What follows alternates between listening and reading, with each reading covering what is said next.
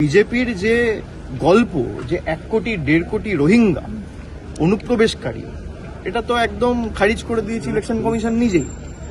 আর যদি কোথাও কোনো রোহিঙ্গা অনুপ্রবেশকারীর তালিকা থেকে থাকে তাহলে ইলেকশন কমিশন রিলিজ করুক। আর যদি অনুপ্রবেশ হয়ে থাকে তাহলে জবাব তো দেবে অমিত শাহ, দেশের স্বরাষ্ট্রমন্ত্রী, যিনি সীমানা রক্ষা করছেন, যিনি বর্ডার পাহারা দিচ্ছেন।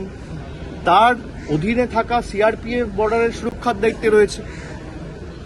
আর আমরা বাংলার কথা ছেড়ে দিলাম, আজকে পেহেলগামে যে ঘটনাটা ঘটলো সেখানে তো তৃণমূল সরকার ক্ষমতায় নেই। মমতা ব্যানার্জি তো জম্মু কাশ্মীরের মুখ্যমন্ত্রী নয়, জম্মু কাশ্মীরের পুলিশ তো মমতা বন্দ্যোপাধ্যায়ের অধীনে নয়।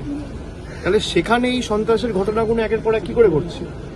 দেশের রাজধানী দিল্লিতে বিহারের ফল ঘোষণা হওয়ার দুদিন আগে, বিহারের নির্বাচনের একদিন আগে, খুব সম্ভবত 11 তারিখ, ব্লাস্টে একের পর এক লোক মারা গেল। এ কার গাফিলতির কারণে হয়েছে? এর দায় কার? স্বরাষ্ট্রমন্ত্রী তো জবাব দেওয়া উচিত।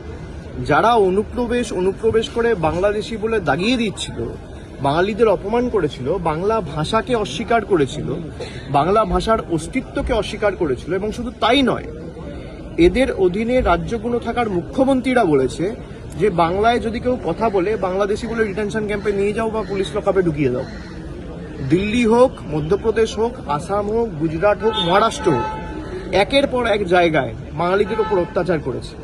হাইকোর্ট, সুপ্রিম কোর্ট বলে দেওয়ার পরও সোনালী খাতুনকে, যার বাবার নাম রয়েছে 2002 ভোটার লিস্টে ঝাড়খণ্ডে, মায়ের নাম রয়েছে বাংলায় 2002 ভোটার লিস্টে, তাকে বাংলাদেশি বলে দাগিয়ে দিয়ে বাংলাদেশে পাঠিয়ে দিয়েছে এই দিল্লি থেকে ধরে দিল্লি পুলিশ, অমিত শাহর অধীনস্থ। সুপ্রিম কোর্ট বলেছে তাকে ভারতীয়, তারপর ফিরিয়ে আনতে বাধ্য হয়েছে। তো এই ভিডিওটা যদি ভালো লাগে তো ভিডিওটা লাইক, কমেন্ট, শেয়ার করবে।